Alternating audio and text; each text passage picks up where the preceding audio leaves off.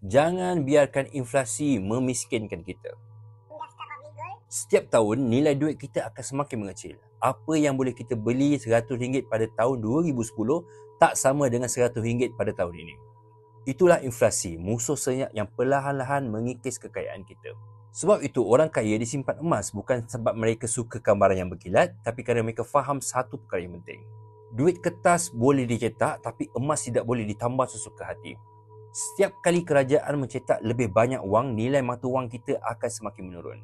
Harga barang akan semakin naik dan kuasa membeli kita akan semakin jatuh. Kalau kita simpan duit terlalu lama, kita akan menjadi miskin walaupun jumlah yang sama kita nampak di dalam bank ataupun jumlahnya semakin bertambah. Orang kaya tak tunggu duit mereka susut nilai. Mereka tukarkan sebahagian simpanan mereka kepada emas, aset yang sudah terbukti stabil lebih daripada 5,000 tahun. Kita tak perlu nak jadi jutawan untuk memulakan langkah yang sama. Beli sedikit-sedikit, gram demi gram. Yang penting lindungi nilai, bukan tunggu kaya baru kita nak mula. Kalau bukan sekarang, bila lagi? Untuk memulakan simpanan emas bersama Pak Boleh Gold, anda boleh hubungi saya dan jangan lupa share, follow dan juga like untuk info lain tentang emas.